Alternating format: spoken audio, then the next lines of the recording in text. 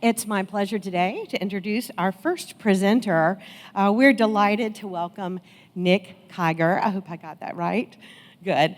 He's here today from ELCA as our Director for Mission Support. He comes to us from Columbus, Ohio, and he left at home his wife Misty, daughter Kara, and son Cameron. So we really appreciate you coming and being with us today. He is a graduate from the Methodist Theological School in Ohio. So we welcome to the pulpit Nick Kiger.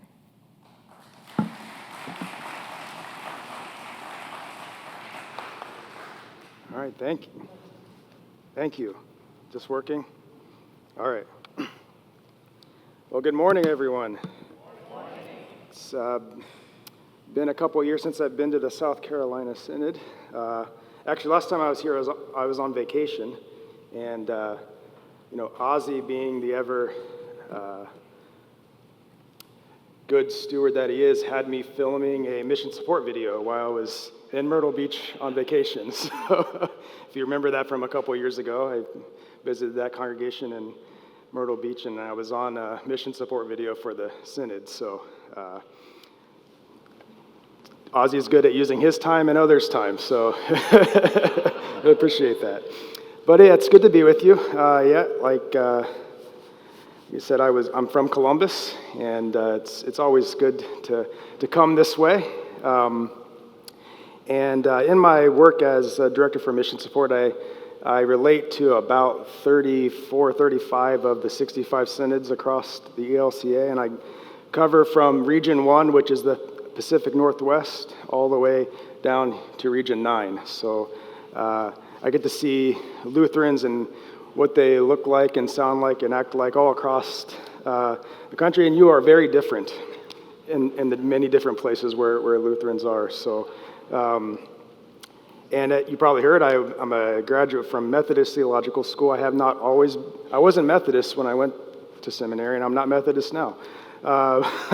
But became a Lutheran not too long ago. So it's good to be with you.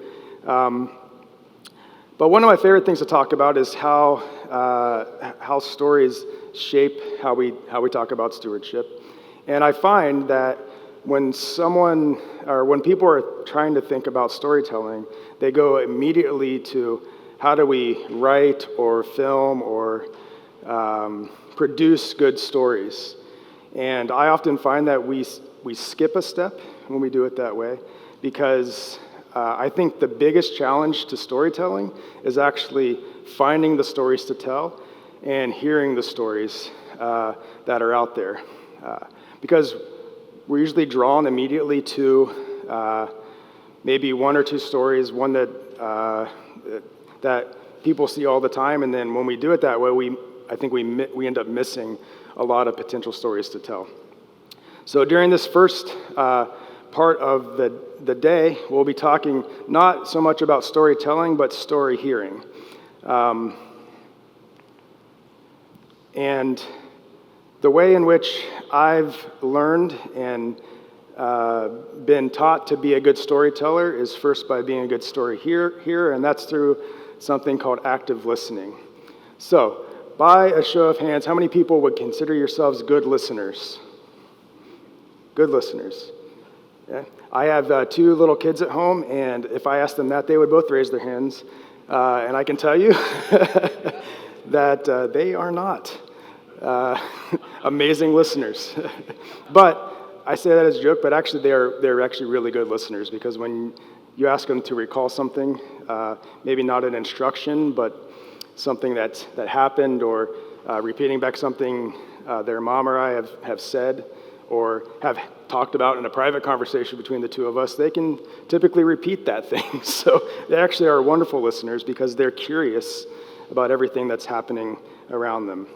I'm actually going to go back to the first slide.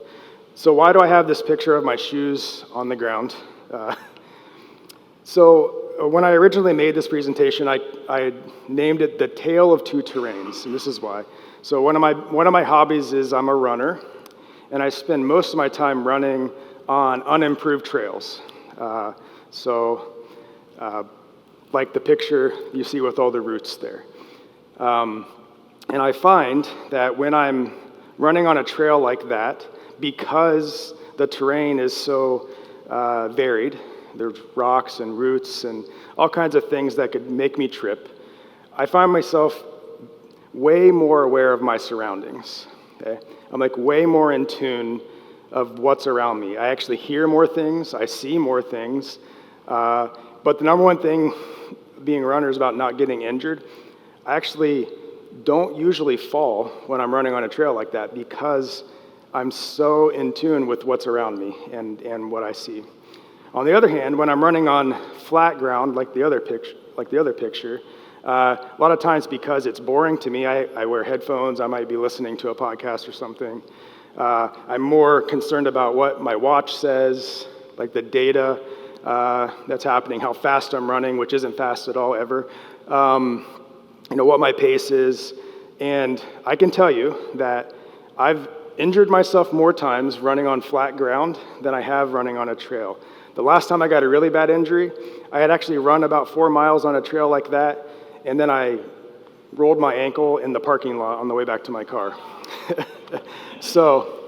But hopefully this will tie in as we talk about active listening. Okay? So, active listening, it always starts with a good question. Okay? That's the first reason why it's called active listening, right? Because both people are participating in it. It's not just, I sit down, you talk, and I don't do anything, right? Active listening means that we're having an interaction. So active listening always starts with a good question. Okay? We enter the conversation. This sometimes is one of the hardest things. We enter the conversation without having any of the answers, right? Even if we know the answers. We actually want to intentionally try to leave those at the door in the back of our minds, because if we already know the answers, then we're not open to hearing new answers and hearing new things. Okay? We try our best not to analyze the story as it's being told. Okay? For me, this is the hardest one to kind of work through, right? Because I might latch on to a sentence or something someone has said, and right there I'm thinking about that, and they keep talking, but I'm not hearing the rest, right? Because I'm analyzing what they've just said a few seconds ago. Sometimes I have to mention this especially when I'm in a one-on-one meeting, and I'm hearing something, and I don't actually take notes, and I have to. Sometimes I'll explain at the beginning, like I'm not going to take notes because if I'm writing what you are saying, I'm actually not hearing everything you say. And it's easy for me to go back and recall and write something down later. That might not be what works for everyone, but sometimes I think when someone doesn't see me writing down what they're saying, they might think I don't think it's important. Sometimes I'll name that at the beginning of the conversation. And then the last one is it's okay and encouraged to ask more questions. I'm going to say this a lot, but the best question you can ask when you're gathering a story or when you're listening to someone's story is, can you tell me more about that? Can you say more about that? It's okay to do that. It's also okay if they say, no, I don't have anything else to say. But encouraging people to unpack things that they say will really help us capture a good story. So, starting with a good question, okay? Again, a lot of this lies right in the way we ask the question, how we ask the question that we ask. And I'm going to go through a few examples. So, when you're thinking about how do I tell the story of what my congregation does, or how do I find a story in my congregation, maybe you can't imagine the amount of times I've heard someone in a congregation say, well, my congregation doesn't really have a story, or we don't have a ministry to talk about. So how do we do something like a narrative budget, which is what you'll hear about a little bit later. So the way you find stories is by talking to people in your congregation. I'm talking about everyone, okay? The person who comes and sits in the back, but they come every Sunday, they might not say anything, they might not volunteer at a lot of stuff, but I guarantee you they have a story, and they have a reason why they come every Sunday and they sit in the back, and they've been coming faithfully for years. Sometimes they have the best stories. So, one way you could ask someone you're interacting with is, what can you tell me about your congregation? Okay. Just think about that for a second. If you ask someone that, if I asked you that, think about what you might say. Okay? What can you tell me about your congregation? When we're thinking about active listening, again, we're trying to ask questions that get story out of someone. So we try to reframe it a little bit. So we might say, when you think about your congregation, what brings you joy? Okay. The first question is really open-ended, and you could get a lot of things. I could ask you, what can you tell me about your congregation? Your answer might be, well, worship is at 10. We have Sunday school. The pastor's sermon is usually 15 minutes, and then, you might get a list of things. When I say, when you think about your congregation, what brings you joy, you might get the pastor's sermon's only 15 minutes. No. But you're gonna get a different type of answer, right? You're doing two things. First, you're not leaving it that open to where someone can tell you anything. Second, you're asking someone to be introspective about what the congregation means to them. Because I can tell you that the story you get from that type of question is going to be so much more impactful, and you're actually going to draw a story out of the person you're talking to. Even if it's a 3-sentence answer, 2-sentence answer, you've actually got something out of someone that says, oh, this is why they come here. This is why our congregation is important to this person. Okay. Many years ago, I was reading a piece by Nicholas Kristof, and he was talking about telling stories about like international development, like international aid, and how when you tell the story of, say, an issue that's like a global issue, it's really hard for people to wrap their minds around, like the refugee crisis in Africa, right? It's really hard for people to wrap their minds around that. But when you focus in on one refugee's experience in refugee camp, it's easier for the reader or the hearer or the person consuming the story to be able to wrap their minds around a situation that's focused on one person. And that same kind of idea is in this, right? The other nice thing about active listening is it doesn't just help us be better storytellers, it just helps us be in better conversation with the people in our lives. I have a good friend who we meet about 3 times a month to go to watch hockey together. And every time I meet with him, he doesn't say, Nick, how are you? Because what's he gonna get? What's the answer? I'm okay. Or whatever your boilerplate answer is, right? Instead he said, Nick, what's one good thing that happened to you this week? And right there, we're in a conversation instead of, I'm okay, how are you? I'm okay, and then what do we talk about, right? So right from the beginning, we've established a relationship with one another, and we're talking, even though we've been friends for a really long time. Like, we need that kind of conversation starter to get us going. And so that's the same concept here. So instead of saying, what can you tell me about your congregation? What about your congregation brings you joy? Okay. Here's another really good one.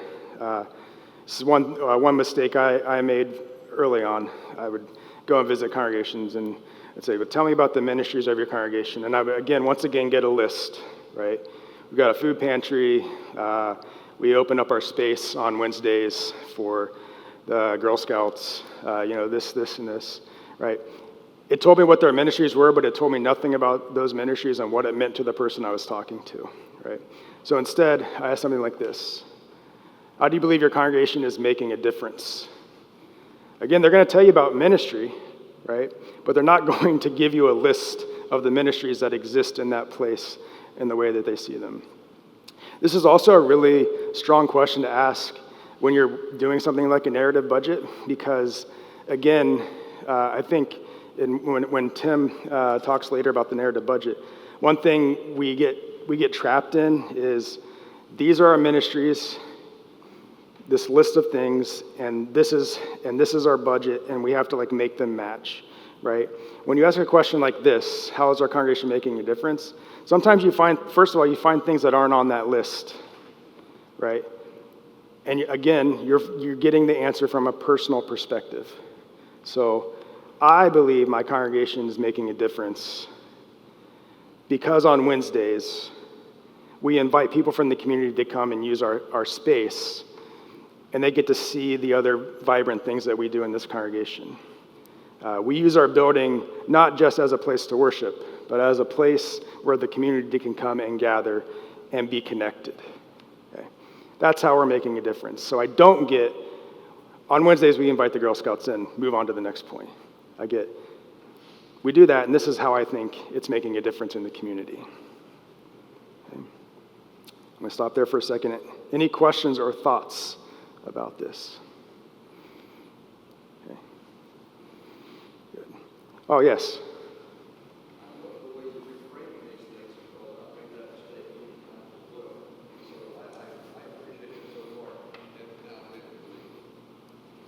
Good. Yeah, last time I did this this workshop, someone said to me at the end, I have a grandson who just graduated college, and I can't figure out how to ask him about his new job. And she took some of these things that we're talking about, and said, I'm going to apply this just into talking to people who are important to me in my life. So again, this extends well beyond listening for stories in your own congregation or ministry context. All right, here's another one. What does your ministry do? So now we focused on one ministry. You got a food pantry. What's the food pantry do? Again, you're going to get we're open on Mondays and Thursdays. We give them this many canned goods. We serve this many people, right? You're going to get that. I want to say that those pieces of information are still important, and you still want to capture them in the story that you tell, but they certainly are not the story, right? And again, through this process, that's what we're trying to get away from, is making the logistics of a thing the story that we tell about it. We do fall into that quite often, or we stop at the logistics, or we say, if we just say we serve 150 families a week, that's the story, right? Well, I can tell you, as someone who sees a lot of annual reports and has seen a lot of things, when I just see we serve 150 people a week, that's great, and I move on to the next thing, right? So we're trying to move beyond the statistics. Yeah. Just like when I'm running on the trail, and I'm actually not even concerned about the statistics. I'm concerned about what's happening around me. I see and I hear and I feel a lot more. And that's what we're trying to get at in this. So instead, from your perspective, in what positive ways has your ministry made an impact on your community? Again, it's very similar to the last one, but we might be focused in on one thing. And so from your perspective, that's the most important part of that question, because you're asking a personal question to the person you're sitting across from. From your perspective, how has the food pantry ministry made a positive impact on the community? And I can tell you that the majority of the time, the answer is not going to be just, we serve 150 people. It's going to be, this person I interacted with a couple weeks ago, or this thing happened, or this family that came had this. And then you're not going to just, and this is the other thing about stories, is often we tell the story of impact on the person who we are serving, and we don't always tell the story of impact on the person who is serving. And I think when you think about telling the story of your congregation, yes, it is important to talk about the impact that you're making in the community and to the people who you serve with and amongst. But when you're talking about telling a stewardship story about what your congregation is engaged with, being able to tell, I volunteer in this thing, and that's how it has impacted me. And so you want to capture both ends of that. How a ministry is impacting the person we are serving with, and how it's impacting the person who is serving. Okay.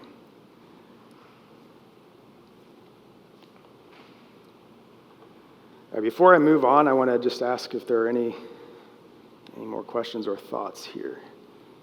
How many people have tried something similar to this in the past? How many people would say it's easy to find stories in your congregation? Not a lot of hands. Easy to find a story in your congregation. How many people would say you have stories in your congregation? Yeah? Okay.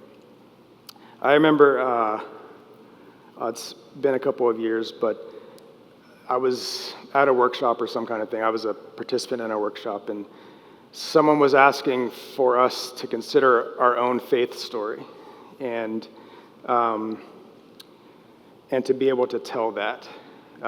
We have a colleague on our team, Tim and I, named Karen, and she actually does a really good job at this, of inviting people to share their own faith story and how that makes us better storytellers and better story hearers when we can articulate our own faith.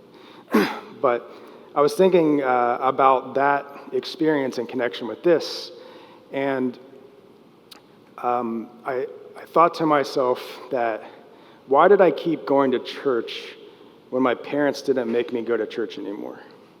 Right? That's how I started to think about this question. Why did I keep showing up?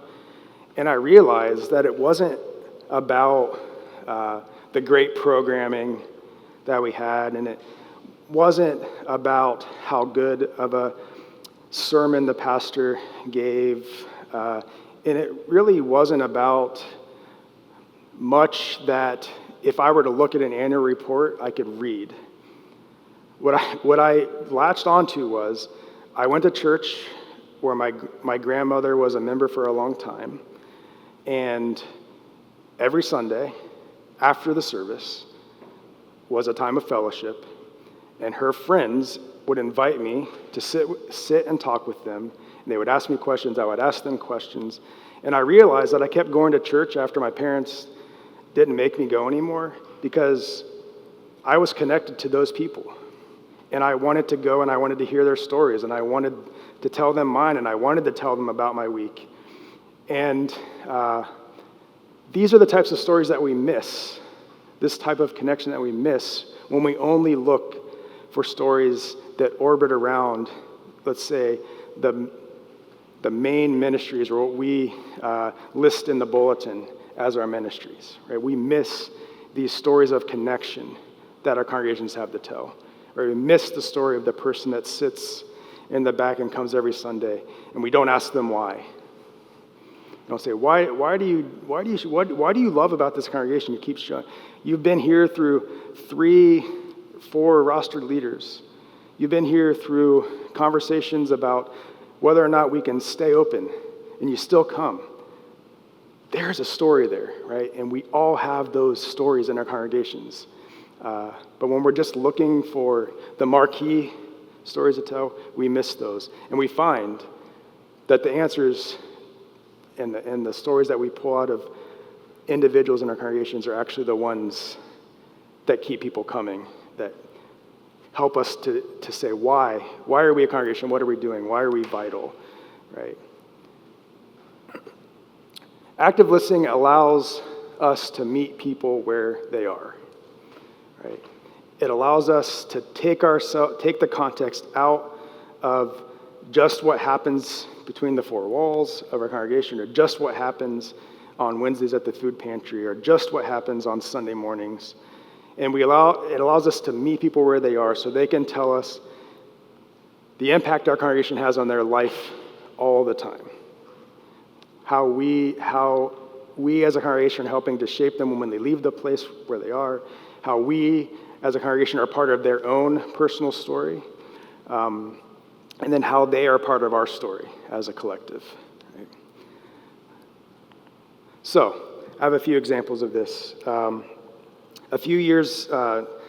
Several years ago, a guy named Ricky Gates, who is a professional runner, and he's an editor for a publication called Trail Runner magazine. He ran across the country, actually started here in South Carolina and used the Palmetto Trail and ran all the way to San Francisco. So he's running across the country. Along the way, he's meeting all of these people, and all he's doing is he's listening to them, and then he's recounting the conversations that they had.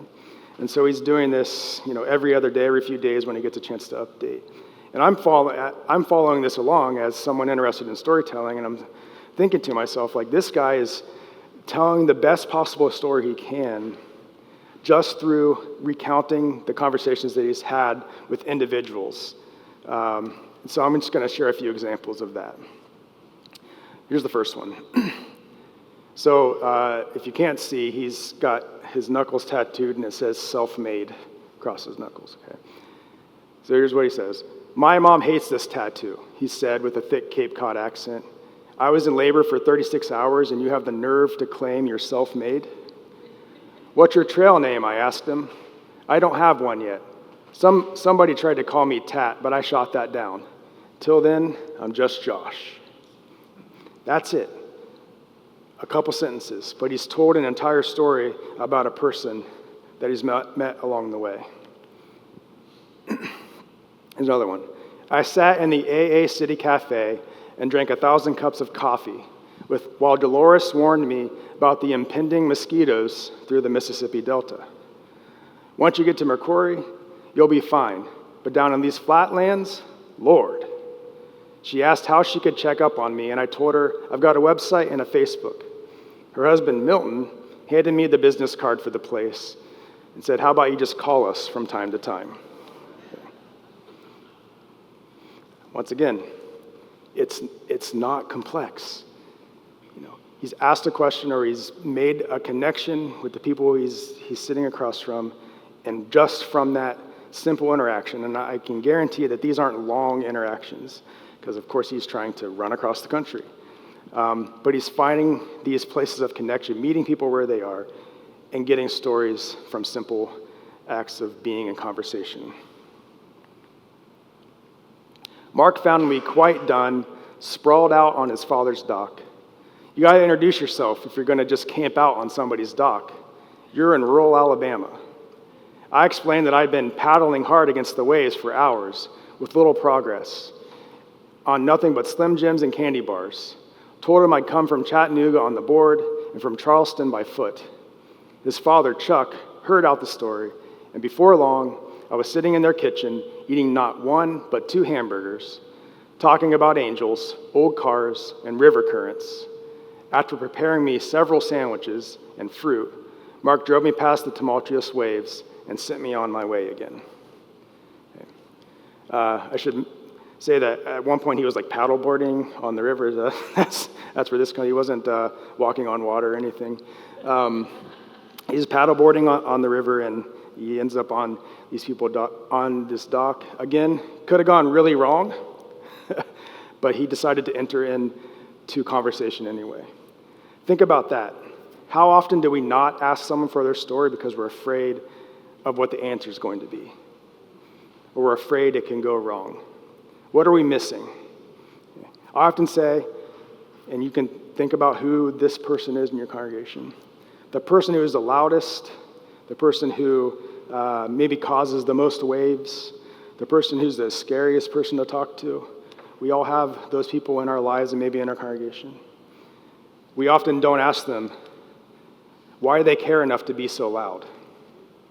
What is it about this place that makes you care so much that sometimes you cause a lot of problems, but you're still here, right? You're still being what we would consider difficult, but you obviously care. There's a reason why. And I think if we take the time to get those stories too, we're not missing that connection of why the most difficult people in our lives care enough to be difficult, right? I say this when I talk about like building a good stewardship table, like the people who ask all the questions or the people who ask the hardest questions, the people who want more information all the time, want extra information, the best people to have on a stewardship table, because they ask those questions and they want more answers because they care about what they're doing. Or I say this at assembly, like at Synod assemblies, when the budget is presented and nobody asks the question. How many assemblies have we been in where you present the budget, no questions? Okay. And then I was at an assembly this year, and there were like 5 or 6 questions, and I could tell the bishop was getting really stressed about it. I leaned over and I said, they're asking these questions because they care about the budget. They care. Like, I know it's frustrating in the moment because there's like an agenda and you got to get through things, but like, you should see this as a good thing because they're actually standing up and asking because they care about what you're doing. That means you're doing something right?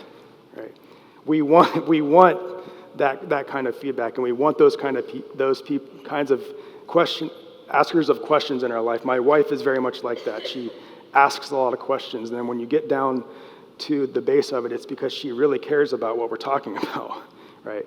So, I went off on a little tangent here, but it's not being fearful of approaching people. Sometimes people are intimidating, but I often find it's because they care a little bit more. I was halfway between Quitman and Graysville. I was lamenting the hundreds of miles I'd spent on the shoulder of the road, the hundreds more to come. My feet hurt, and the heat was getting to me. And it wasn't that hot, which was also getting to me. You, in Arkansas, you is pronounced stretched out, and I'm not even going to try it because I'm a northerner in the South, but you can read it there, 2 E's and a U. Running across the country or something, a man yelled at me from his pickup truck as he slowly drove by. As a matter of fact, that's exactly what I'm doing. I want to talk to you. Jim Steele was waiting up the road for me. I want to donate to your cause. I told him I don't really have a cause. Well, then I want to donate to you. I told him I really wasn't in need of money, that I'd saved up plenty before the trip. Jim insisted. As you can see, I've been pulled out of a ditch recently. He pointed at a needle port in his arm, and I wasn't sure if he was talking about a figurative or a literal ditch. And it would mean so much to me if you just took this money. I took the wad of cash from his hand and thanked him. I'm going to pray for you. And with that, he got in his car and he drove off. I decided shortly after, Jim Steele put $160 in my hand that I would pass it on down the road. Jim Steele's 8 Jacksons. I like the sound of that. Oh, and my feet stopped hurting. So again, we have this story of chance interaction, the moment, the opportunity to catch someone's story. And in this situation, Jim just kind of opens up on his own to Ricky. And we have those kinds of people in our congregations as well, and in the ministries that we serve, or that we have. I often find sometimes we avoid these kind of conversations too, right? Because they can be so intense. It's easy to turn our brains off when someone starts talking about the ditch that they've just been pulled out of, and we see a needle port in their arm.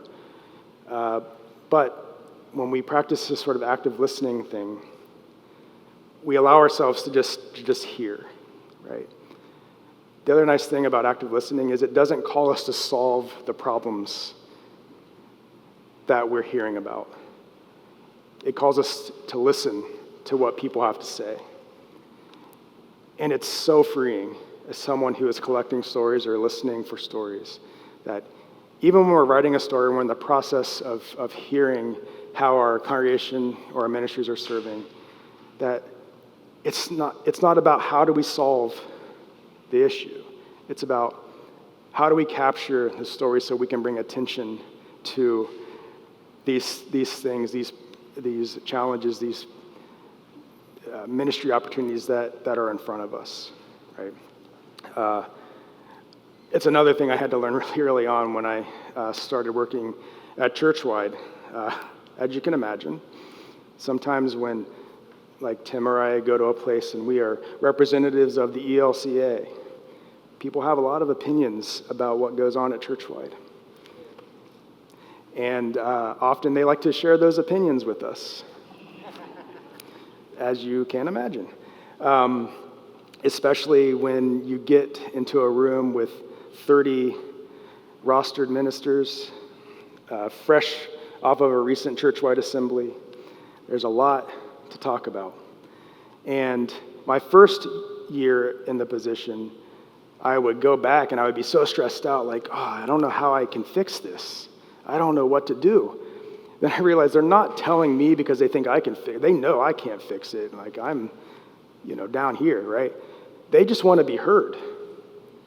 They hope that you will share what they've said to other people, but they weren't expecting me to fix whatever it was that they wanted to talk about, but they wanted to be heard. And I think that, to me, that was one of the most important lessons that I learned. And I think we can learn, it's an important lesson for us too. When something comes up in a congregation or in our professional lives or whatever, sometimes, most of the time, people aren't asking us to fix the problem. They're asking us, hey, I have something that I really need to tell you and I want you to hear it. Or when we're thinking about ministry, especially when we're serving in vulnerable communities, right? Sometimes those stories can be really overwhelming. And when we just free ourselves up to listen and to hear and to be a teller and a hearer of a story, it frees us up to be more connected to that, right? It's one of those things I was talking about, not analyzing the story as it's happening, because our inclination is we're listening and we're like, how do I fix this? And that's what we're thinking about, right? How do I fix this? And then we've missed the rest of it. Maybe we've missed the fact that Jim has been pulled out of the ditch. We're just thinking about what we saw in his arm, right? And then we can't take it further. We can't ask more questions. We're not freed up to say, well, can you tell me more about that?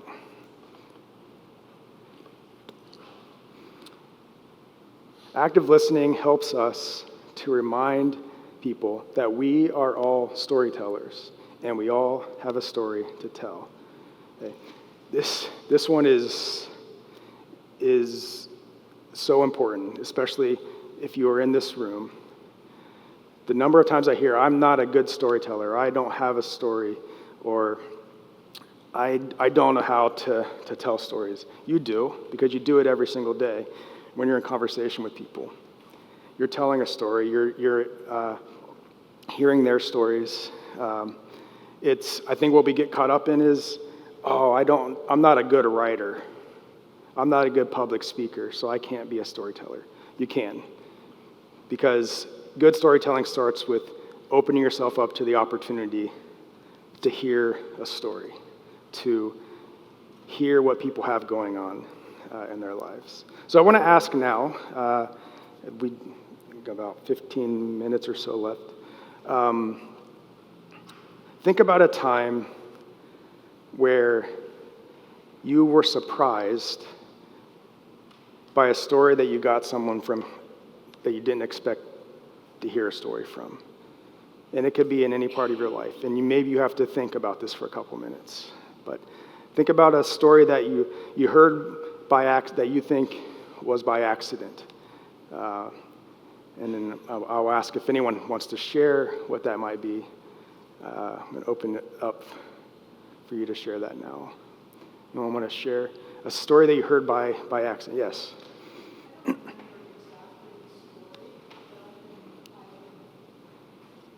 Let me use Neal, can we turn this on?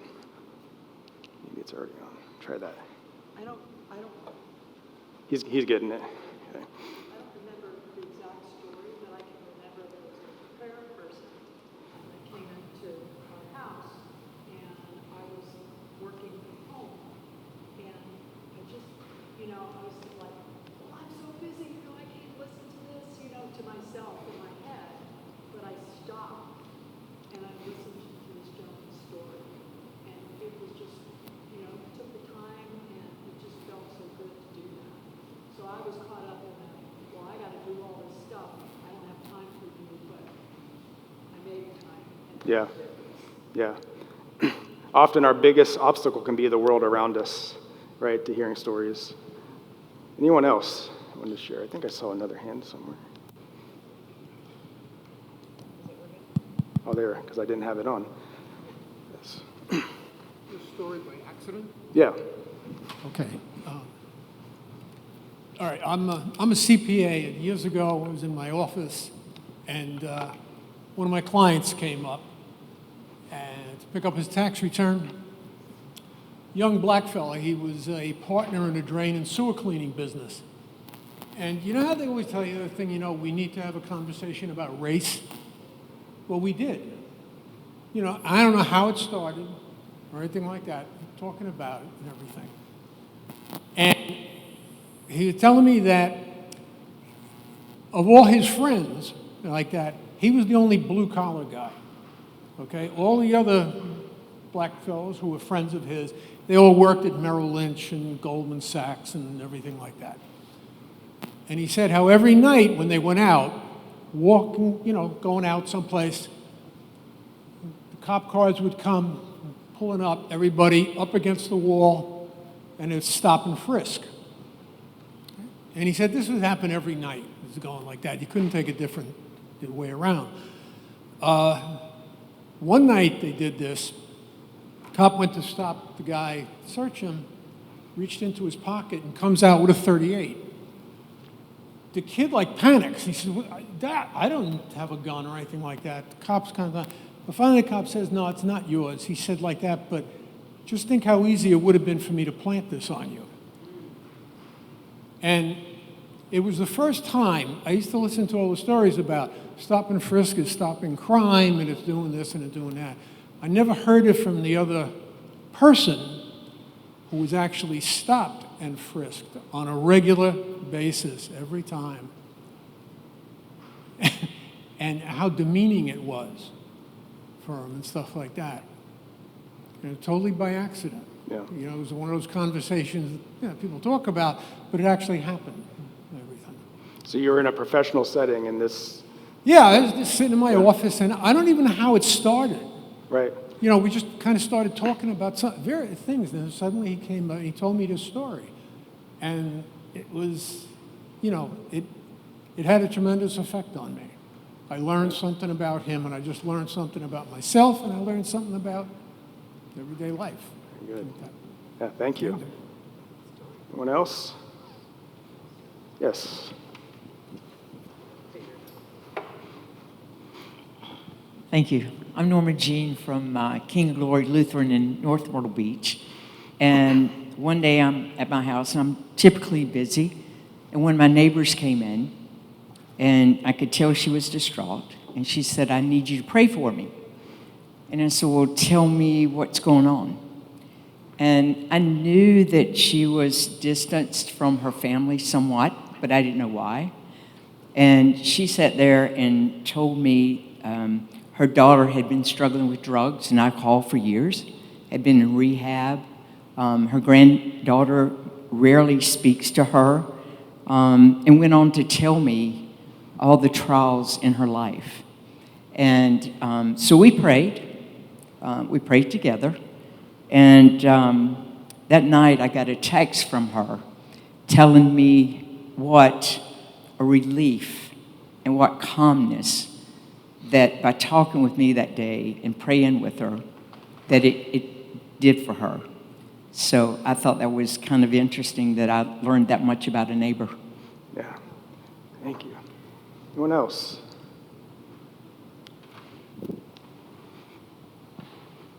Oh. Okay. So, the way I asked the question is a story that you heard by accident, and I would argue that these stories you didn't hear by accident at all. It's because you opened yourself up to an opportunity to listen, to hear, to be in conversation. Also,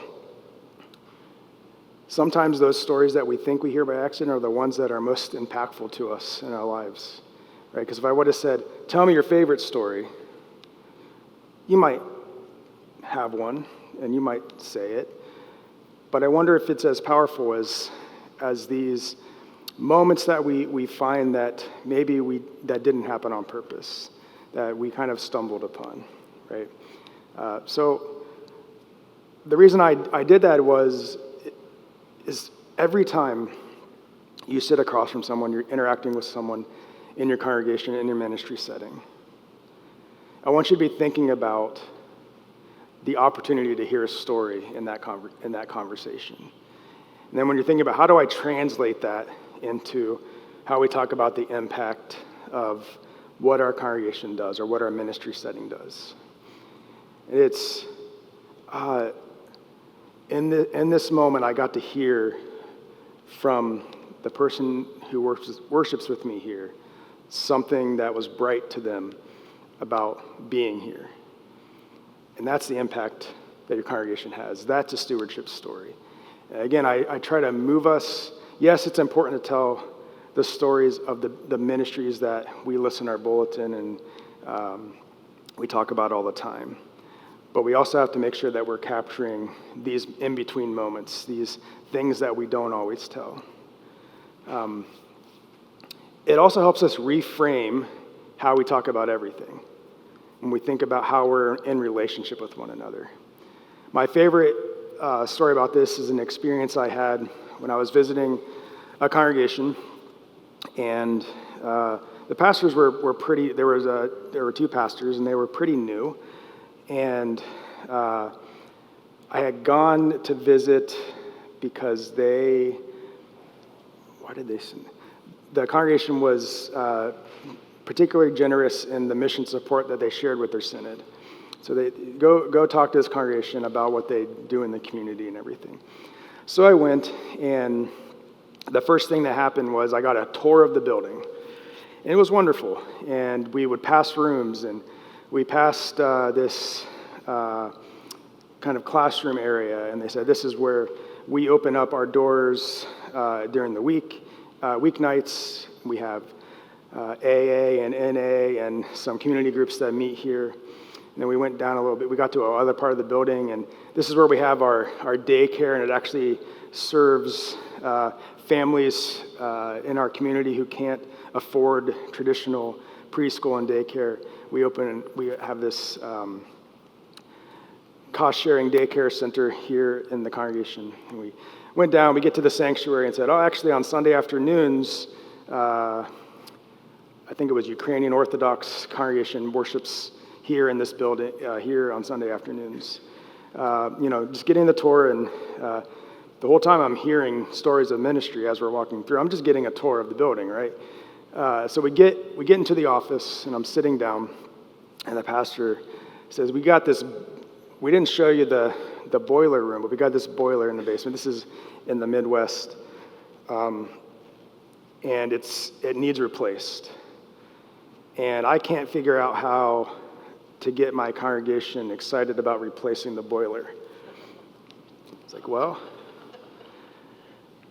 so I immediately switched to active listening mode, and I said, well, what's the boiler? I played a little bit stupid. Well, what's the boiler do? Oh, the boiler makes sure that the building stays warm. It's like, oh, okay. So what would happen if the boiler broke? And he said, well, we wouldn't be able to use the building, especially in the winter. That's interesting. So in the winter, do you still have that daycare thing you were telling me about? Yeah, we still have do you still have the invite the community groups in? You don't close down in the winter, right? No, we keep the building, we're open all year round. We have these programs all year round. Oh, interesting. So like the congregation that uses your sanctuary too, like they come in the winter? Yeah. And your own congregation, you worship here on Sundays in the winter? Yeah. It's like, so tell me again, what would happen if the boiler broke? I wouldn't be able to use our building in the winter. Oh. Well, you just gave me this tour of this whole building, talking about how important your ministry of space was. You might not have called it that, but that's what it is, right? And think about the number of people who would be affected because your boiler broke. And then go back and say, and then tell me again, can you get your congregation excited about fixing the boiler?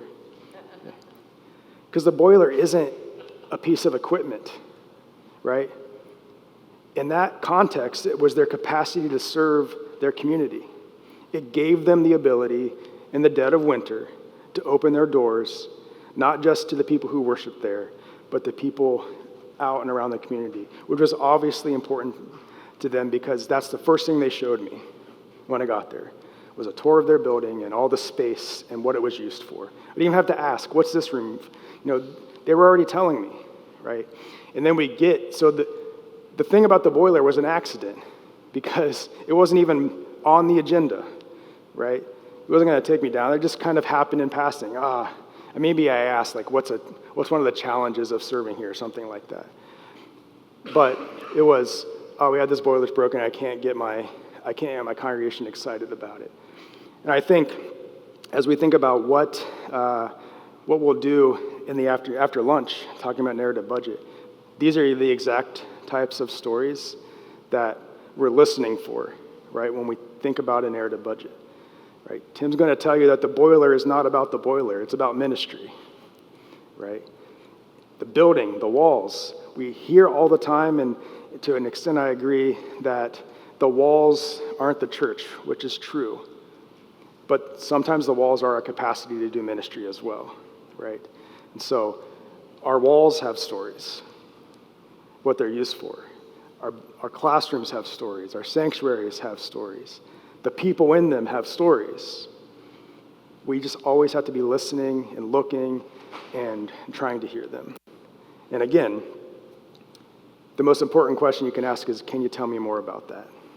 You hear something, you're listening for that little spark that piques your interest, and you latch onto that spark and say, can you tell me more about that?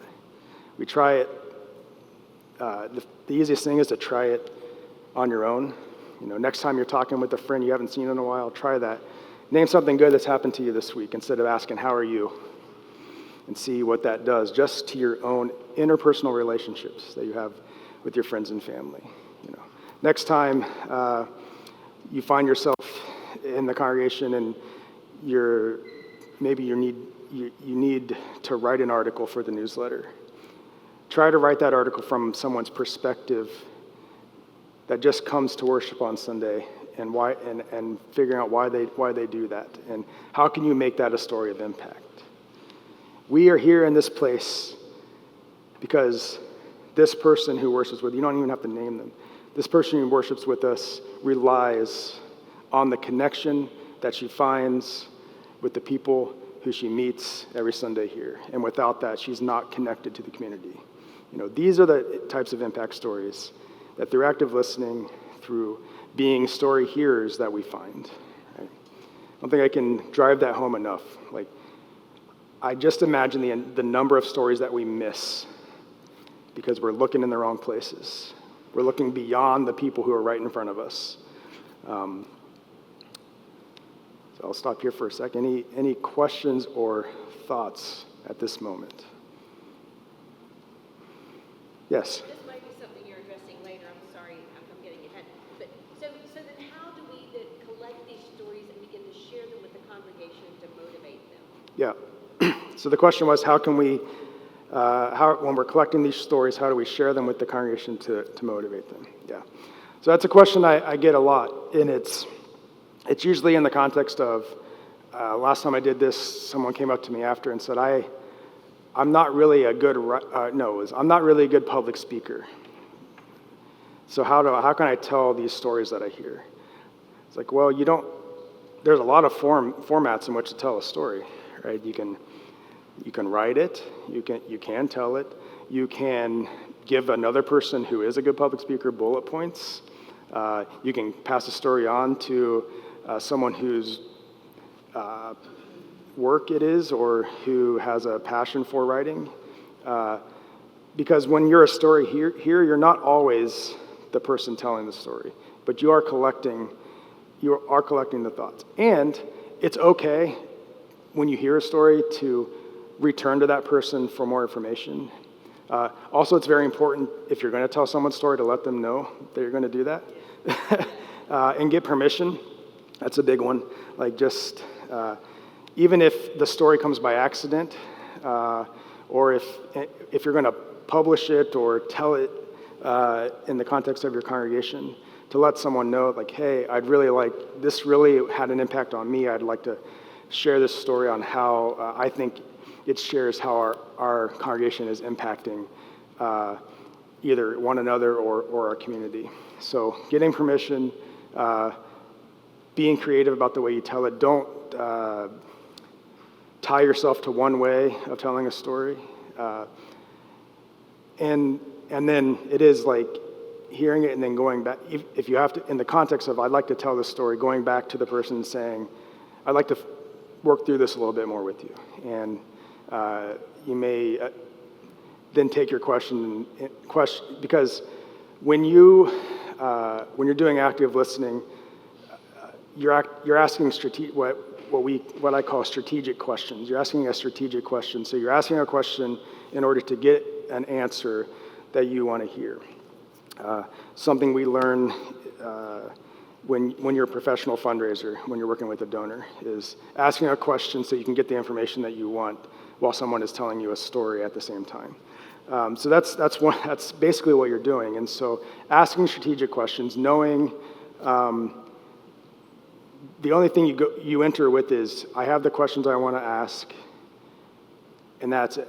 You don't go in with, this is the story I want to hear, but I'm going to ask these questions for the opportunity to hear a story, and then formulating it in a way that makes most sense to you, either as a storyteller or the story here, and then being able to easily pass that information along to another person if you're not going to be the one to tell the story. But again, it starts with permission and care, especially when we're thinking about how are we telling this story, if we're working with vulnerable population or people who often have their stories exploited for things. Entering into that with permission to be able to tell that story is really important. But and then if someone we know and trust, it's always nice to say, yeah, I'd really like to tell this. I think then when you have that conversation, you have permission, then more parts of the story. Oh, okay, so you're going to tell a story about this. Maybe I should say it this way. When I answer your question, maybe I should say it this way. I wouldn't necessarily start there, but maybe you're in the middle of the conversation. You say, this would make a really good story. Can we think about how we might tell that? I think if you start and say, I want to tell a story, answer these questions, you're already going to get the edited version, right? So, start with the walls down as much as you can, and then, but I think it's using your own personal way of doing things of how you kind of pull that out. But saying, this would make a good story. Can you help me tell it? Again, involving the teller and the telling of the story, I think, is another really good way to approach that. A good question. Yeah. Yes. In my career, I interviewed, hired people, lots of hundreds and hundreds over lifespan for a time. One of the most nervous events of our life, I remember that, was when we had to interview for a job. You're sitting there one-on-one with somebody, and you're wanting to tell your story. And as an interviewer, you already know what story you're wanting to hear. And you learn really quickly to be a professional receiver of that information. You got to replace yourself with that person telling the story. As you mentioned earlier, you don't want the decision already made. And as that person, that's very, very, very hard to do, and I agree with what you said. The one thing that made me successful at hiring was the fact that I would try to put myself in that position of that person that was doing the talking. Because you want them to be honest, and you don't want them to be nervous because you're not going to see the real person.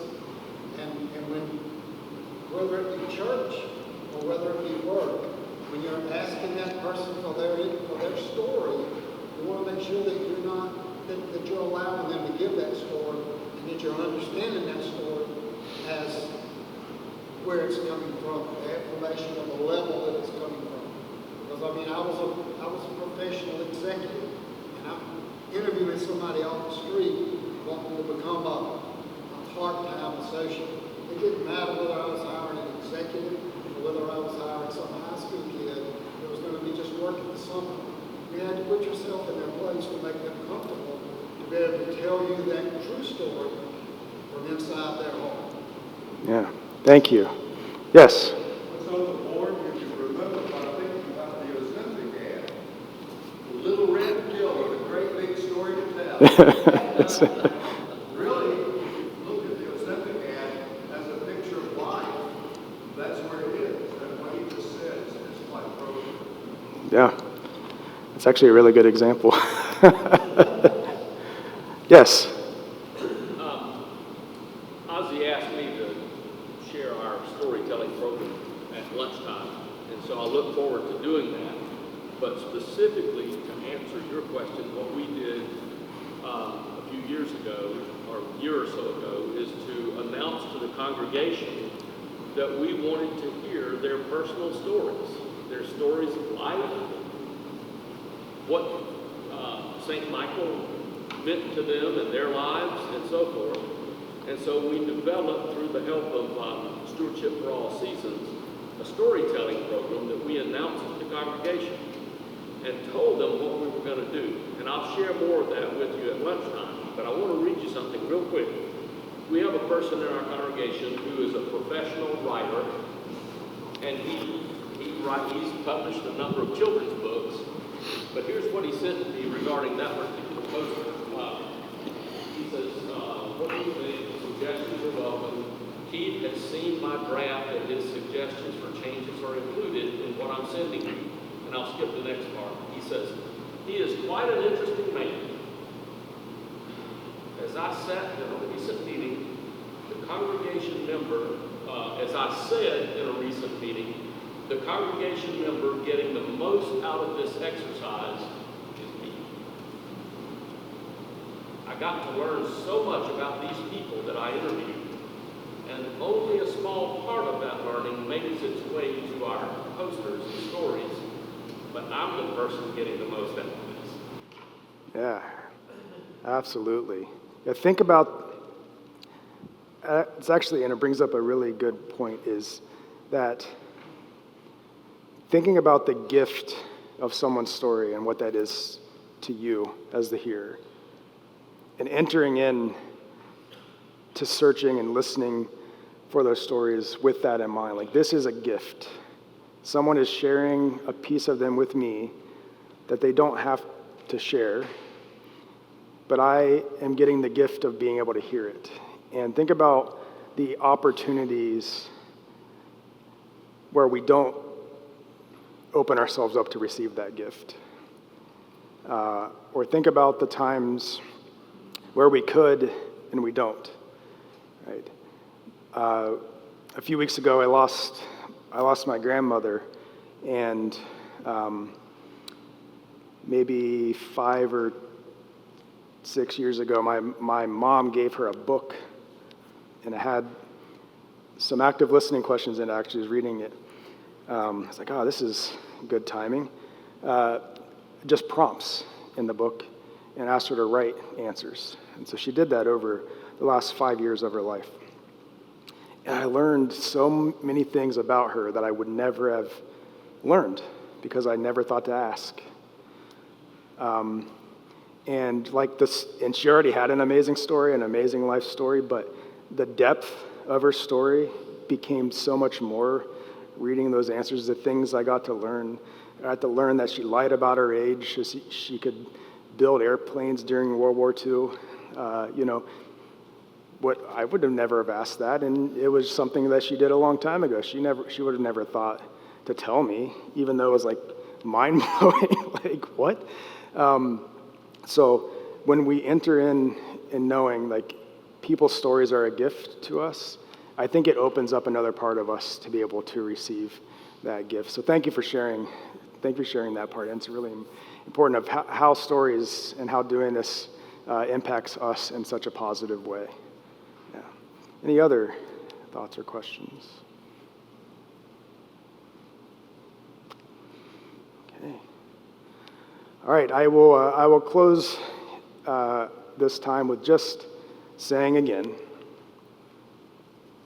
what's behind me, that everyone is a storyteller and everyone has a story to tell. And I think I always keep this in my mind because of the amount of time people say, I don't really have a story. I don't have a story.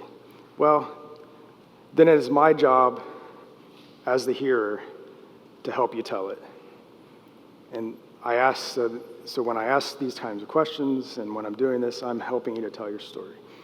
It's not a manipulative act, right? We're not entering into it to get people to tell us stuff they don't want to tell us. It is accompanying them and saying, I do think you have a story, and I want to help you be able to tell it, right? It's not like my wife works in communications. She says, when a news reporter wants to get someone to say something that they don't want to say. They just ask a question and they don't talk anymore. And usually the person just says, the thing that they may not mean to say. Well, that's not what we're doing here, right? It is, we are accompanying the person telling their story. We are walking with them.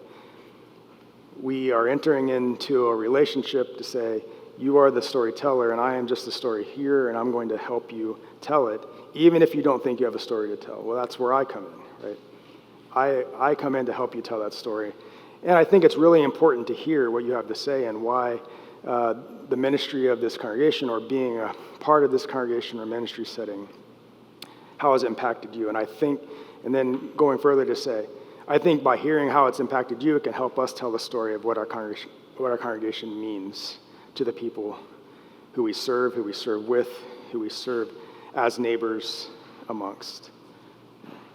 So think about the stories you're not hearing. Think about the people who you don't typically ask, and go to them first and see what that does. Yes? I got one more thing I wanted to add to what you just said. This has really nothing to do with stewardship, but it's a way of telling stories. 4 years ago for Christmas, my kids gave me a way to tell my story. It's called Storyworth. Anybody get that? Anybody? Okay. So 4 years ago, and what this is every week you get a question. This last week I got a question: what is the best advice your father ever gave you? Okay. But what you do is you go on your computer, you subscribe to Storyworth, and you get a question, and if you don't like the question, you just make up one that you would like to answer, okay? But you type it in and hit send, and Storyworth collects your stories for over a 1-year period. Now, I told you this was 4 years ago for me. I keep reviewing it every year because I ain't through. And I keep wanting to tell these stories, and then I took all of my father's slides recently and digitized them, and now I want to add pictures to them. So I'm going to renew 1 more year. But at the end of the time, they publish in a hardbound book the stories that you have told about your life, and you can get as many copies. I'm sure they're not. You pay for the copies, but you can then give them back to your kids. Hopefully they want to read them. But it's a great little thing, storyworth.com, and it's well worth visiting. Yeah. And I think the connection here is what it doesn't do is say, tell me your life story. It says, tell me a favorite quote from your father. That's the story, right? It's making both the hearing and the telling approachable to everyone involved, right? We have something similar for our kids. We used to do a baby book and stuff. Well, now we use something called Keepsake, and every day it gives us a prompt. So something from our perspective that happened to one of the kids, or we could ask them, but then we write it in a sentence. Most times it's attached to a picture, and they every year give us a book of. But it is capturing moments and talking about how moments are stories. And I think, again, it breaks it down, and it says, yeah, you are telling us your life story through this lens by saying, this is something that was really impactful, something my dad taught me that was really impactful. That becomes a story. So yeah, breaking it down like that. Any other final thoughts or questions you have about this? The most important thing is you practice doing it all the time. I try to, even when I'm interacting with colleagues or with friends or with family, I try to slip in to this sort of active listening mode as much as I can, because then when I get into a situation where I am trying to hear a story that we're using to talk about impact, I practice it, because active listening is not something that comes natural. It's something that you have to actually think about.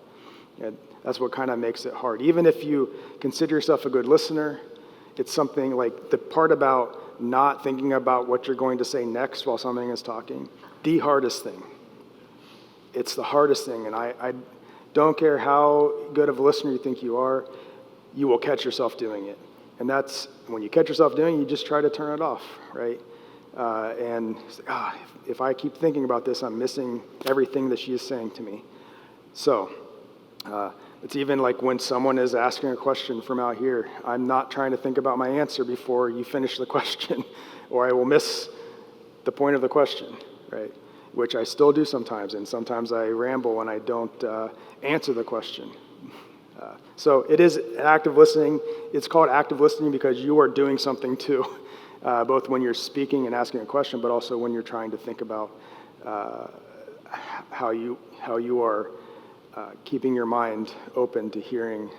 And then that piece about not having the answers going in or not knowing the story when you start, that's another hard one, especially if you know someone really well.